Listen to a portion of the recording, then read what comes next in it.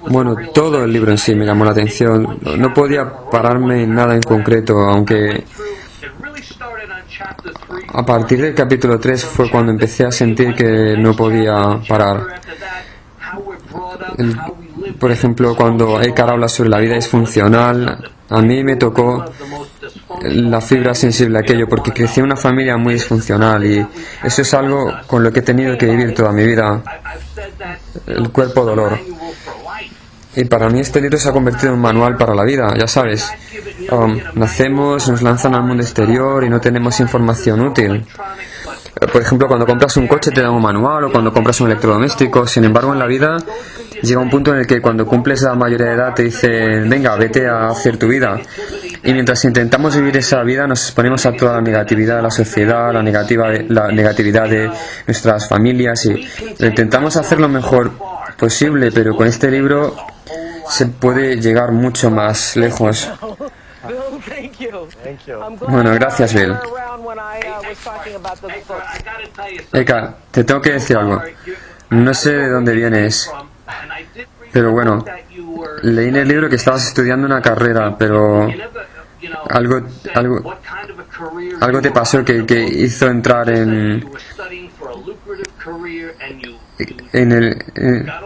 que algo te pasó que te hizo entrar en el camino de lo espiritual.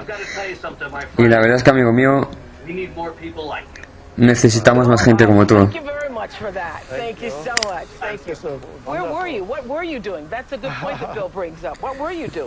¿Cómo planeabas tu vida, Eckhart? ¿Qué estabas haciendo cuando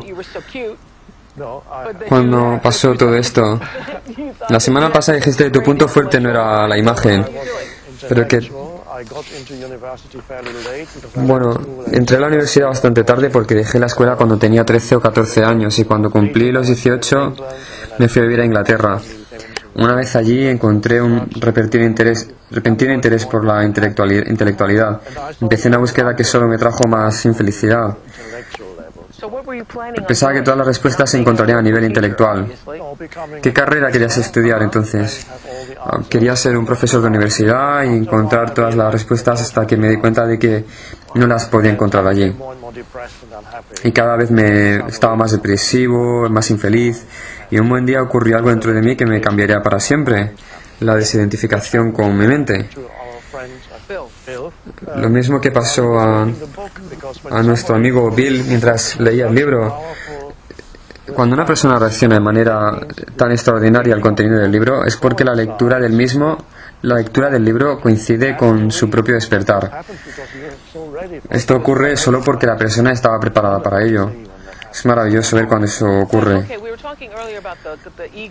Hace un momento hablábamos de que al ego le encantaba quejarse, sobre cómo le gusta identificarse con los pensamientos de la mente y creérselos y después quejarse. Pero no hay cosas que de verdad se merecen una queja. Por ejemplo, todo el mundo que haya estado de obras en su casa sabe perfectamente que una cosa es lo que te dice la empresa de construcción y otra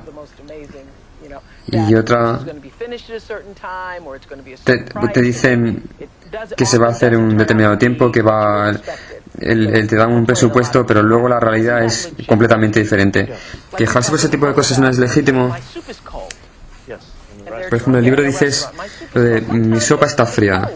Es que a veces en el restaurante la sopa está fría. Sí, pero el quejarse del ego es diferente, porque no tiene un propósito de enmienda, de cambio. Su interés principal es provocar un cambio positivo en una situación.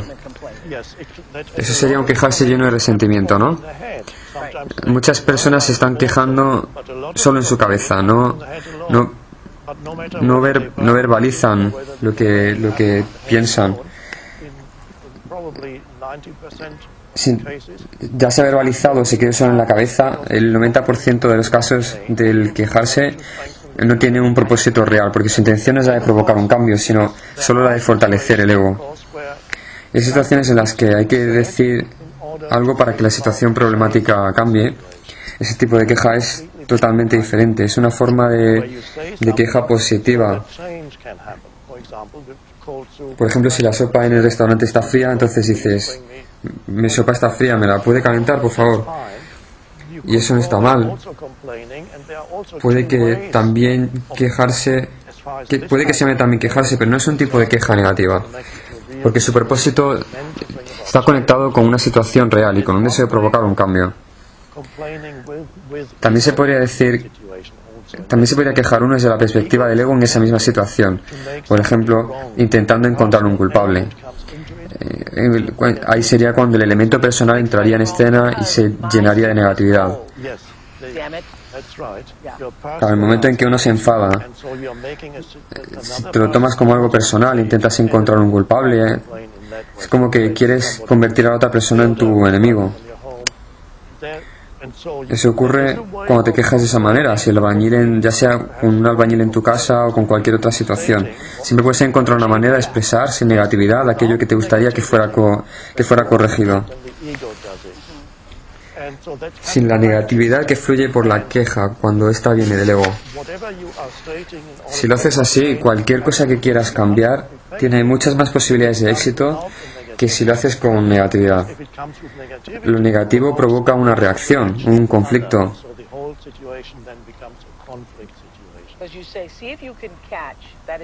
Como dices en el libro, intenta identificar esa voz en tu cabeza. Quizás en el mismo momento en el que empieza a quejarse por algo y reconoce lo que es la voz del ego. Además dices, en el momento en el que tomas conciencia del ego dentro de ti, en ese momento deja de ser ego para convertirse simplemente en un patrón mental viejo y condicionado.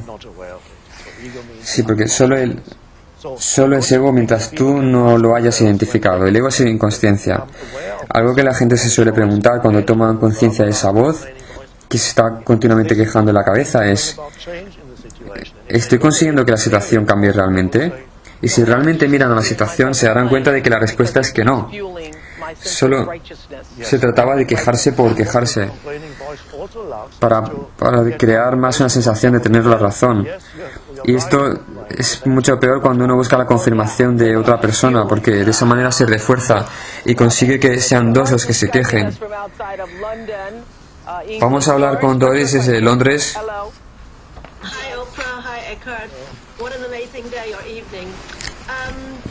Qué día tan increíble está siendo el de esta clase.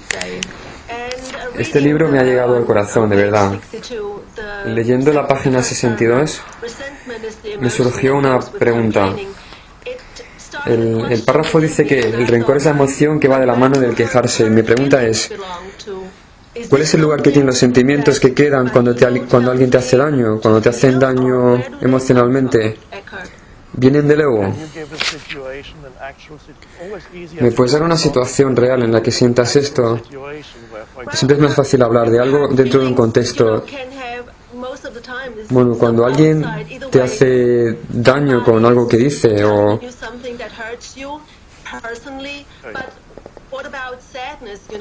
por ejemplo también la tristeza que se deriva de una ruptura cuando alguien te hace daño.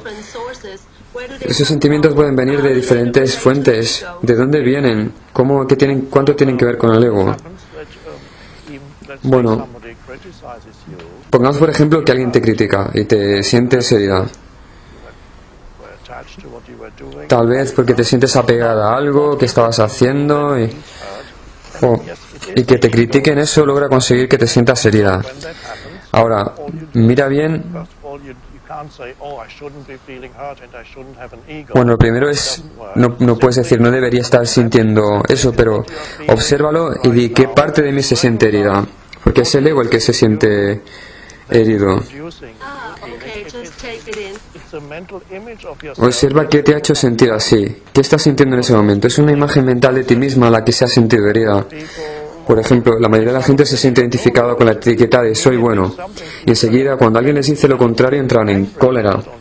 Fíjate que no hablo de que esos sentimientos se sientan heridos, sino que directamente entran en cólera. El ego quiere defenderse.